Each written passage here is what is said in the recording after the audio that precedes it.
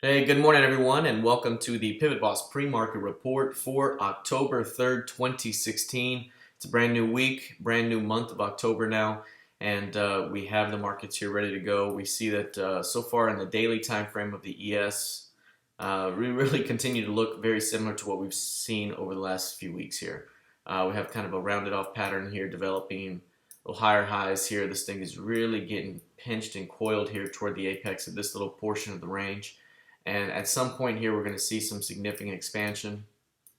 But right now, we're still in the range. We're still chopping around. It's very difficult to ID exactly what's going to happen. But this 2172 is very important.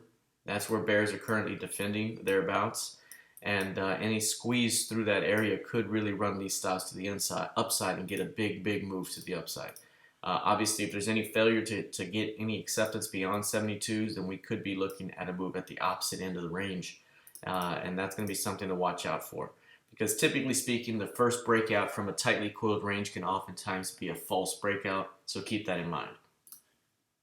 All right, let's take a look at the intraday time frame. Right now, basically speaking, we have price pushing off of the previous highs here. So Friday we had a nice little rally here from these lows straight on up.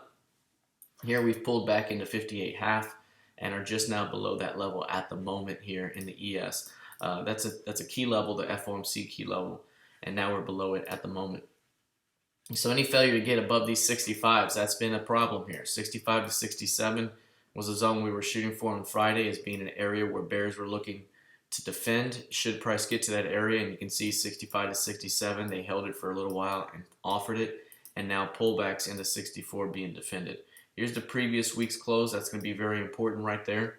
Watch that level early on. Any failure to hold that level could auction prices back down the ladder, back toward 2144s. Otherwise, holding back above that zone would imply more trading range behavior between 56 and 69. All right, let's take a look at crude oil.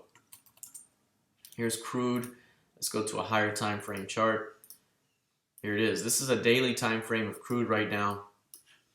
Again, this one had a very nice tightly coiled range here, and over the last couple of sessions here, it's trying to hold on these highs. Now, this is very important because every time crude has been above 48s, there's been major rejections here over the last couple of months. Here's the last time it was above 48s in June, big sell-off. Another time here in August, twice, a couple more sell-offs, and right now we're back above it. So this is going to be very important. Can crude hold above 48s? If not, I think the rotation will bring you right back toward 43 to 44. Holding above 48 could extend the range back up toward the top of the impulse key range there at 51.67. So 48s are the key level to watch here as we head into the rest of the week. Watch it very closely. Any failure to hold above that zone could rotate prices right back down the price ladder. All right, let's take a look at the intraday time frame. Here's the intraday for crude. Right now we've seen prices push higher. Here's the previous close, and you can see how prices below it were absorbed and you get the squeeze. Now we're at the 25% of the previous session's expansion range here. That's going to be an important level. Any failure to hold that level could auction prices right back toward 48s. Again, 48 is the big level to watch. So as long as price remains above 48s, we could be seeing bulls defending that area until proven otherwise. All right, let's take a look again here at gold futures in a higher time frame. Here it is. With gold, we've been in the range for some time. We've been pushing downward within the current boundaries of this range. You can see that we're kind of getting lower highs on the front end here, and on the bottom, it's still clear horizontal support of 1306.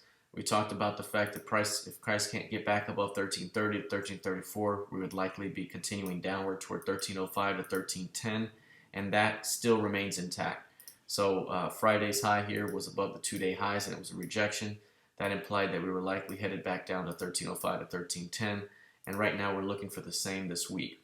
Given the fact that we have a lower value relationship on the pivot range here, the first pullback into that range could be a selling opportunity for our target zone.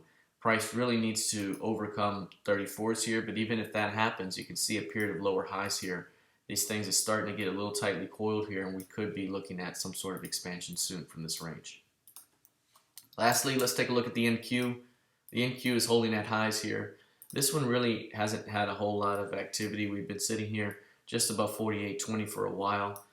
2 weeks of sideways moving above that zone. We really haven't moved either way. Again, anytime you form a range this narrow, the expectation is perhaps to test both sides of the range before you see expansion. The fact that we're up here near the highs of last week is going to be very important, because if there's any rejection above 48.80, 48.90, that could be an early opportunity to push this thing back toward the previous week's low, which is right around 4,800. So that's going to be the early play here to watch. How does price play here? If there's any rejection here, and then if the close goes offered, then everyone's going to be looking to this level to be tested. Okay, on an intraday basis, here it is. Again, on an intraday basis, here's the previous week's high, previous session's high right there. Not quite at it just yet. Here's the previous session's close, previous week's close. So if we come up in here and there's a rejection, look for the stops to come out below this close, and that could open the way for 48.11. So that's something to watch out for right away. How is price going to respond to this 48.85? All right, take a look at that. If there's any push through that level, obviously we have upside targets that you can play to. The primary being as high as this 49.02, and then 49.15 will be the secondary target. So any push through 48.85 and a hold would imply those upside targets would get reached. All right, that's it for now. Let's see how this thing plays out heading into the new month of trading. Good luck and trade well.